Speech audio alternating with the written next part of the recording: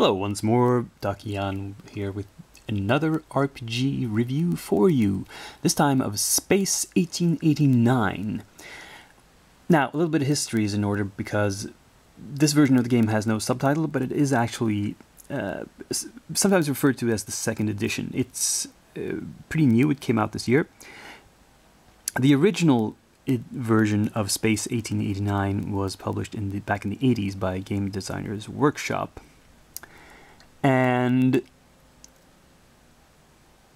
as you can tell, it's gone a long time between editions, but there has been another version or sort of edition published in between called Space 1889 Red Sands, which was an adaptation of the setting for the Savage Worlds system.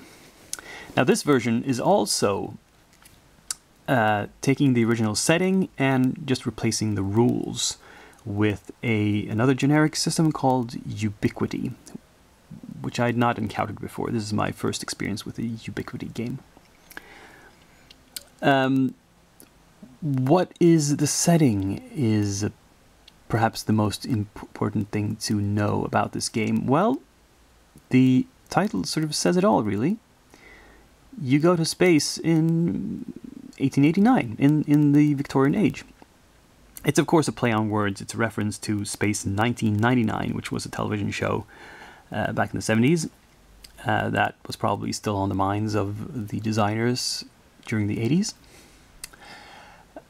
But it is a setting that is inspired by classical science fiction such as Jules Verne and H.G. Wells, which was written around, the end of the 19th, early 20th century, and involved, Victorian gentlemen making scientific discoveries and exploring the world and space. If that sounds interesting to you, like a genre you would like to get into, perhaps you should take a look at this game. So, what is this? It's a hardcover book.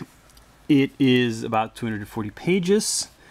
The cost is about £35. The only quote I've been able to find from the current publisher, which is Chronicle City. It's actually a German company behind this, but it's been translated into English, which is good. As you can see, the interior is mostly two-tone. It has black and white illustrations mostly. It has some color illustrations. Specifically, the color plates are most frequent with the example characters given. Let's see if I find this. Where are they? Here. We have an example of character portraits. These are, well, pretty nice. Of these 240 pages, about half of it is pure setting. I'm going to divide up, as usual, my description between setting and system. Like I said, about 120 pages, and it's the first half of the book, actually, that describes the solar system and situation on Earth with these new inventions that have come up. So it covers the Earth, Mars, Venus, Mercury, the Ether, and it's only on page 139 you start generating characters. I would say that there's only, say, 25-26 pages of pure system information. That's the chapter's called Rules and Combat Damage and Healing. The parts about characters and equipment and some of the stats for creatures that are sort of sprinkled around the planet descriptions, I would call a cross between system and setting. It's adapting the system to the setting. So, those preliminaries aside, let's talk about the setting first in a little bit more detail. Like I said, it's the Victorian age with a few key inventions added, principally space travel. And of course there's some changes to reality, like the fact of the other inner planets being habitable and having native life forms.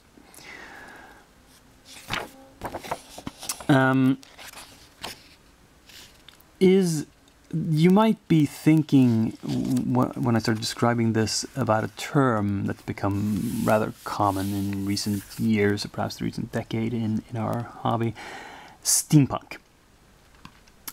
This sounds like steampunk to me, and well,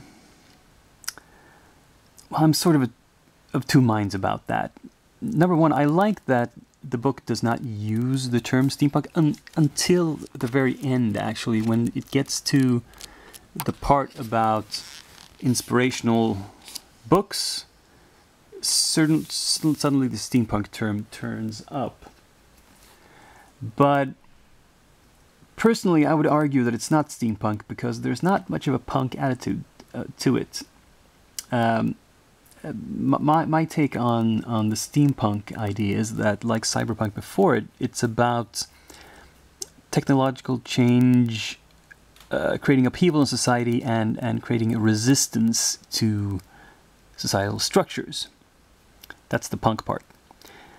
But in this setting, well, there are some changes to society, but mostly you're expected to play people who are in positions of, you know, if not authority, well, at least some privilege. You know, you're not playing the underdogs. And I suppose a lot of my resistance to the term steampunk is that it's become applied to such superficial things. It's almost not a literary genre anymore. I mean, steampunk has come to mean more like a style of cosplay that involves just taking old clothes and sticking random bits of machinery on it. Well, okay. Rant aside, let's not delve too deeply into that. Let's talk more about the positive side of what this is. And there is a very good chapter, in fact, called Storytelling in Victorian Space, which explains the intended style, what you do in this setting. That's one of the most important parts of any role-playing game, is what do you do? What's the core activity? And they've divided this chapter up according to literary genres. They actually explicitly refer to the literary tropes and genres of the era. So they have, for example, Victorian science fiction, which is what I mentioned, it's Burns and Wells, and such. The Victorian adventure novel, which is stuff like H. Rider Haggard and Robert Louis Stevenson. We have the dime novel, which is, you know, cheesy romances and frightening horror stories and so forth. The Ruritanian romance, which is an odd genre, mostly exemplified by The Prisoner of Zenda. And finally, the crime novel, such as, of course, Arthur Conan Doyle's and Edgar Allan Poe's stories of detectives. And they go on to give some more practical advice on structure of stories, how to do standalone adventures and campaigns and so forth. And this is useful, and it highlights that to play this game, to get the maximum enjoyment out of this game, I feel that you really should have some experience with this literature. If you've never read Jules Verne or H.G. Wells, you're not likely to get this. I suspect it's gonna be hard to connect with it. But if you have read those kinds of books and you enjoy them, this game is like a dream come true. Moving on to system, the basic core mechanic is a simple and clean dice pool system. Now, I am biased against dice pools, but this one seems fairly innocuous. Essentially, you roll a number of dice given by your stats and skills and whatever, And you can roll any type of dice you like. It doesn't have to be a d6 or a d8 or a d10. You can do any of them you want because you're only looking for odds or evens. And in the basic rules, even rolls are always a success, which means each die you roll has a 50% chance of generating a success. Then the difficulty you're trying to reach is the number of successes needed. So that means there's only two variables. It's the difficulty and the number of dice and the dice pool, which is good. I mean, there are dice pool systems that complicate this with too many variables, and that's where it all breaks down.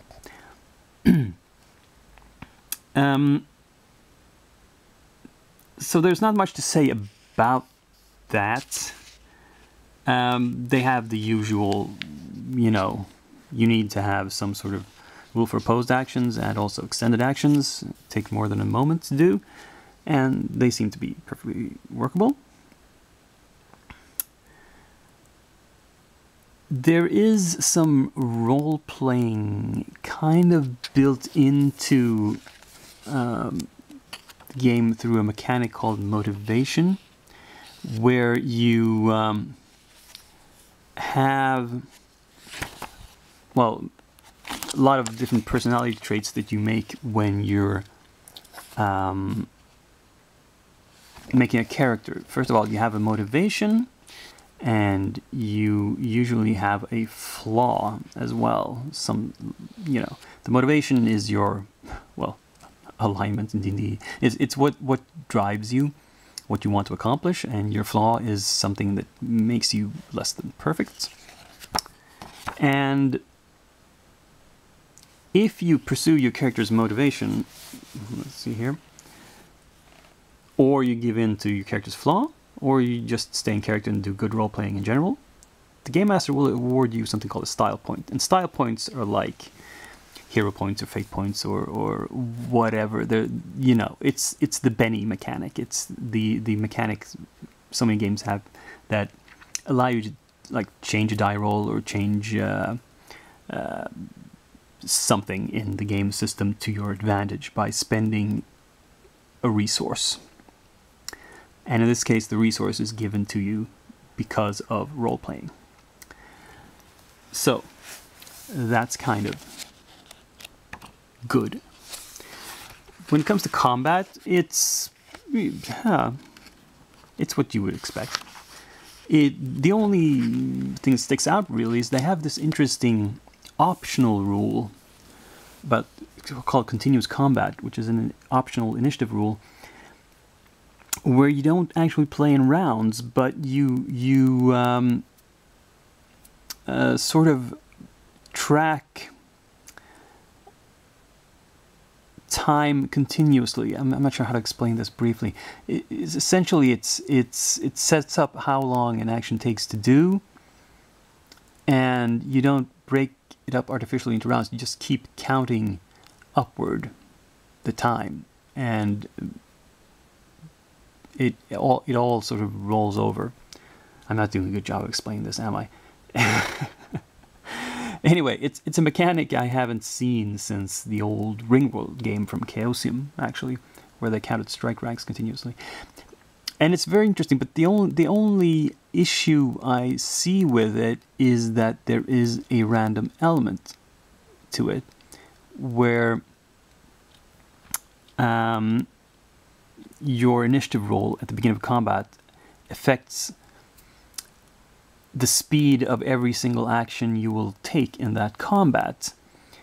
And if you roll poorly for initiative, then your reactions are going to be sluggish the entire fight, and everything you do will take longer than the same action would for somebody who rolled better initiative.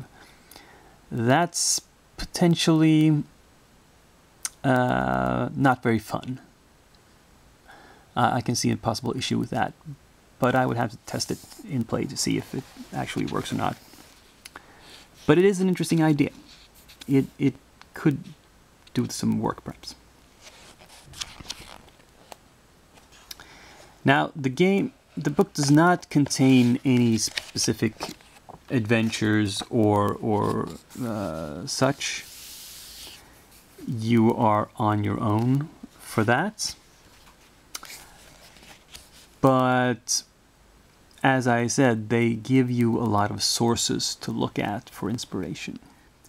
As for how it's put together physically, I mean, it's a nice looking book. It's good quality paper and everything. The layout is workable. It's a bit unusual that chapter headings are so small. I mean, if you see here, the section on making characters just sort of starts. It seems to start in the middle of the text. There's no fanfare, so to speak. I mean, it's kind of the opposite of, my most extreme example of the opposite would be 4th edition D&D, where each chapter started with a whole 2-page spread of nothing, really. Just a huge picture and some fluff text that was meaningless. So that was essentially just a lot of waste of space. And what they're doing here is being extremely economical with space. And you know, trying to get as much information in as possible. It's not really a visual issue. It might be, I don't know, it could make it a little bit harder to find things when you're flipping through the book, perhaps. You have to know exactly which page you're looking for. But overall, I don't think it's a big issue. So what's my conclusion about this game? Well, like I said, if the setting seems interesting to you, then I recommend it, because it describes the setting in a very interesting way, and the mechanics are, if not inspiring, then at least they're unobtrusive. They don't get in the way. They do what they need to do. And you can find all the old supplements and adventures for the old edition in PDF form on you know, Drive-Thru RPG, and if you want adventures, and I'm sure they're easy to adapt to the new system, you know, without any problems. So that's Space 1889 for you. That's all I have to say about that. So until I see you in the next video, I'm Doc Eon, and I'm signing off.